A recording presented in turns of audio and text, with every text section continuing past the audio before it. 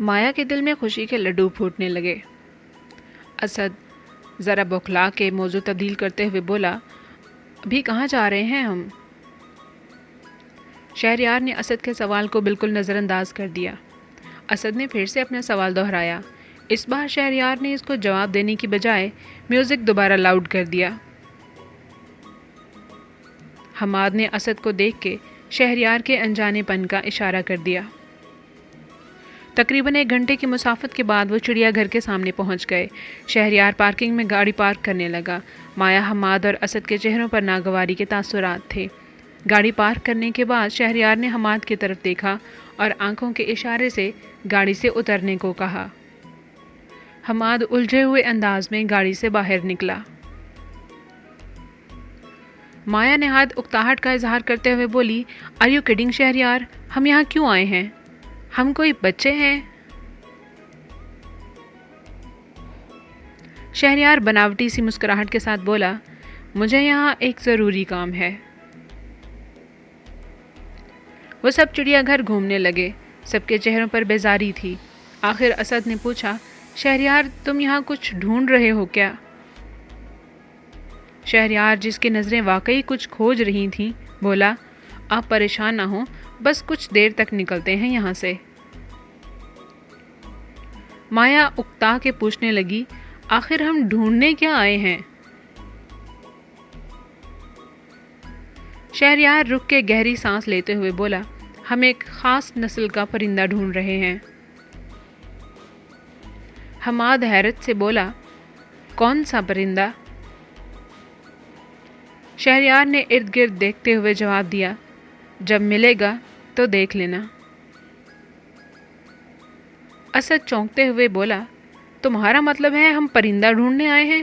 لیکن ہم کیوں ڈھونڈ رہے ہیں پرندہ؟ شہریار نے سرسری انداز میں جواب دیا، مجھے چاہیے۔ مایا حیرانگی سے بولی، کس لیے چاہیے؟ شہریار اس کا جواب دینے کی بجائے آگے بڑھ گیا اور سب اس کے پیچھے چل پڑے۔ اسد بولا، شہریار یہ چڑیا گھر ہے، یہاں جانور اور پرندے فروخت نہیں ہوتے، اس کے لیے الگ مارکیٹ ہے، ہمیں وہاں جانا چاہیے۔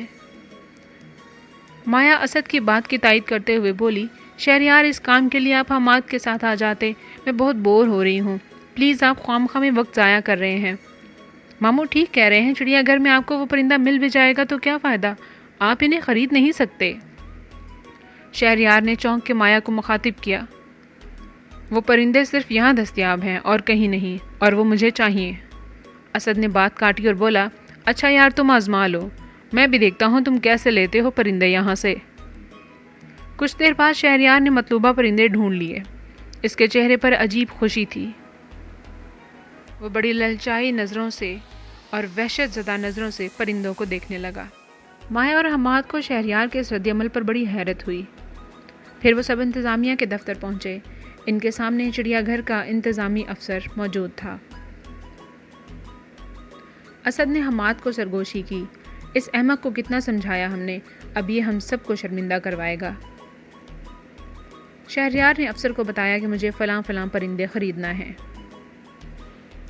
اس افسر نے مسکراتے چہرے کے ساتھ جواب دیا، آپ کچھ دیر انتظار کریں، میں آپ کو منگوا دیتا ہوں پنجروں میں وہ سب پرندے۔ شہریار جواباً مسکرایا اور اسبات میں سر ہلا دیا۔ کچھ دیر بعد وہ پرندے پنجروں میں ان کے حوالے کر دیے گئے۔ شہریار نے بنا گنے بھاری رقم کی ادائیگی کی۔ سب واپس گاڑی میں آ گئے۔ مایا اب کی بار فرنٹ سیٹ پر شہریار کے ساتھ بیٹھ گئی۔